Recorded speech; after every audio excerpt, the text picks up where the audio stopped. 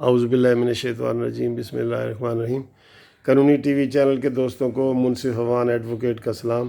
جو شخصیت اس وقت آپ کے سامنے ہے وہ جانی پہچانی ہے۔ قانونی ٹی وی کے جو ہمارے شروع کے پروگرام ہوتے تھے، احمد اویس صاحب اس وقت انہوں نے ہمارے ساتھ تعاون کیا، جن کی وجہ سے آج ہمارا چینل جو ہے وہ ماشاءاللہ 50,000 سبسکرائبر سے کراس کرنے لگا ہے۔ تو احمد اویس صاحب کو آپ جانتے ہیں، یہ سپریم کورٹ کے مشہور وکیل ہیں سپریم کورٹ کے، اور ہمارے بار کے صدر ہیں لاہور ہائی کورٹ کے، اور اگلے سال انشاءاللہ یہ سپریم کورٹ بار کے امیدوار کے صدر کے امیدوار بھی ہوں گے، اور پنجاب کے ایڈوکیٹ جنرل پنجاب بھی رہے ہیں۔ احمد اویس صاحب، پہلے تو میں سمپل آپ سے ہاں یا نا میں ایک سوال پوچھوں گا کہ آپ پی ٹی آئی کے بڑے ڈائی ہارٹڈ قسم کے ورکر رہے ہیں اور ان کے ساتھ ہیں، تو اب آپ ان کی کارکردگی سے 100% میں سے کتنے نمبر ان کو دیتے ہیں؟ مطمئن ہیں 100 میں سے 110 دیتے ہیں یا 100 سے کم دیتے ہیں؟ 110 کا تو مطلب ہے نا کہ کچھ بھی نہ دینا۔ اچھا، لیکن میں آپ کے سامنے یہ کہوں گا کہ جس طرح سے حکومت چلائی جا رہی ہے اس میں یقیناً اس میں کوئی مبالغہ کی بات نہیں ہوگی کہ یہ انتہائی بیڈ گورننس کا شکار ہے، ہاں، اور لیک آف ایکسپیرینس جو ہے وہ بار بار سامنے آتا ہے۔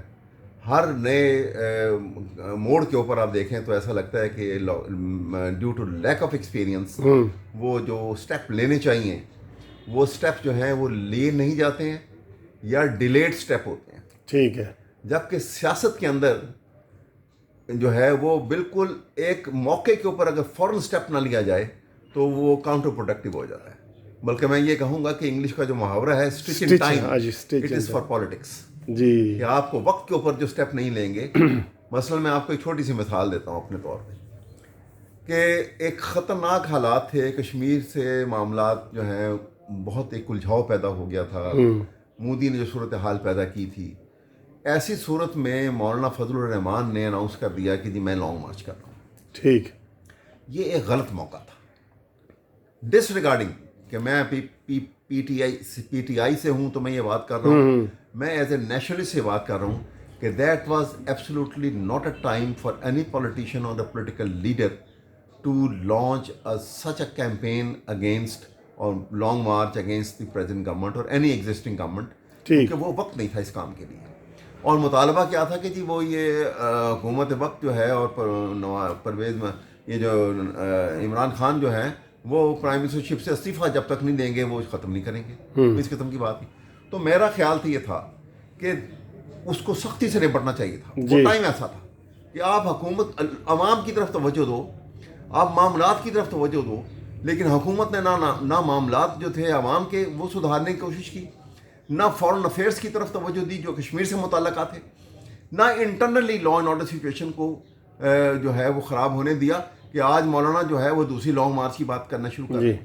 تو میں یہ کہنا چاہ رہا ہوں آپ سے کہ کسی جو ہولڈ ہے نا جی، اس کا نقصان کیا ہوتا ہے کہ جب آپ نے کولیشن گورنمنٹ بنائی ہو، کولیشن گورنمنٹ جب تک کامیاب رہتی ہے اور ایفیکٹولی کام کرتی ہے کہ گورنمنٹ کا جو اس کا جو میجر پارٹ جو ہے لائن شیئر ہولڈر جو ہے وہ جب تک اس کا ہولڈ مضبوط ہوگا، جو پرائم منسٹر ہے اس کا گرپ جو ہے وہ اس کی گرپ جو ہے وہ حکومت کے اوپر اور پورے ملک کے اوپر اس کی گرپ مضبوط ہوگی، پولیٹیکل گرپ، تو وہ کولیشن پارٹنر بھی ٹھیک چلیں گے، حکومت بھی۔ تو میں نے سر جو سوال کیا تھا کہ آپ پھر ان کی گورننس سے سیٹسفائیڈ نہیں ہے؟ بالکل سیٹسفائی نہیں ہوں۔ اور اس میں اب سر دوسرا میرا آپ سے ایک کویشچن ہے کہ یہ موجودہ حکومت پیمرا کے ذریعے تو کافی الیکٹرانکس میڈیا کو کنٹرول کر چکی ہے، اب یہ سوشل میڈیا جس کی آواز پوری دنیا میں ایک سچائی کے طریقے سے جاتی ہے، نو ڈاؤٹ اس میں تھوڑا بہت ایگزیجریشن ہو جاتا ہوگا، لیکن جیسے اب آپ کی آواز بھی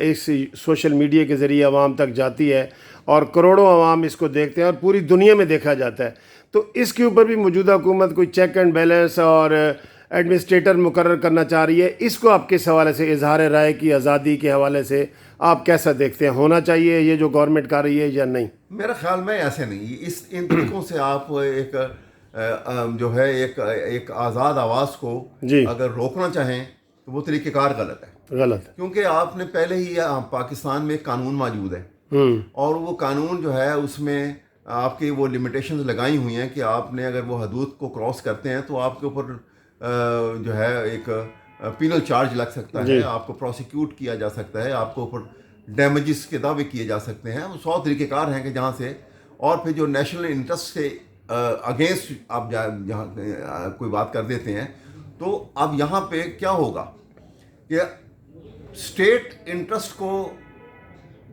نیشنل انٹرسٹ کو آپ پولیٹیکل اور دی گورنمنٹل انٹرسٹ جو ہیں اس سے ڈفرینشیٹ نہیں کر پائیں گے، اور ہر حکومت کے خلاف کارروائی جو ہے یا کوئی آواز بلند ہوتی ہے یا تنقید ہوتی ہے، اس کو سمجھا جائے گا کہ یہ اسٹیٹ کے خلاف تنقید ہے اور آپ کے خلاف کارروائی کی جائے گی. تو یہ طریقہ کار غلط ہوگا.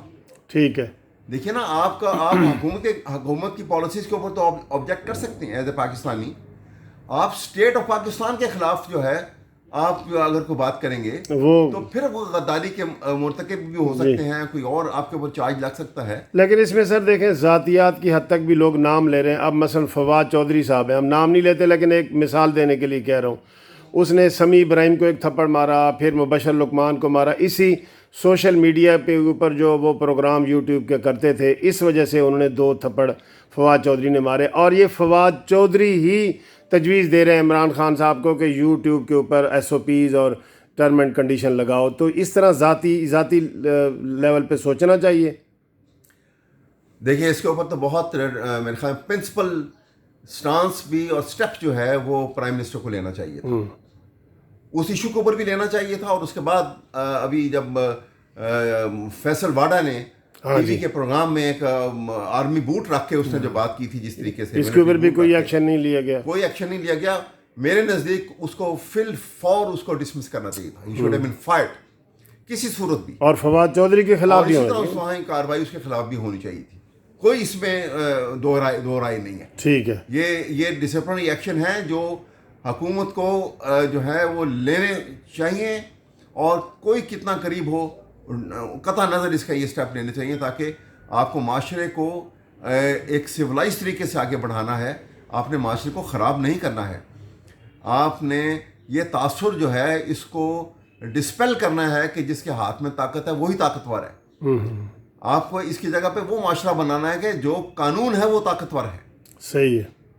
قانون کی طاقت جو ہے، جس وقت آپ قانون کی طاقت کو آپ لا آف کہتے ہیں کہ رول آف لا کو اگر رول آف اتھارٹی سے بدلنے لگیں گے تو پھر آپ جنگل لا پہ چلے جائیں گے، اور وہ پاکستان میں آہستہ آہستہ ہم جا رہے ہیں.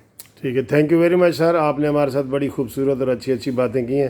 احمد اویس صاحب، آپ کا قانونی ٹی وی چینل کی طرف سے بہت شکریہ. Thank you.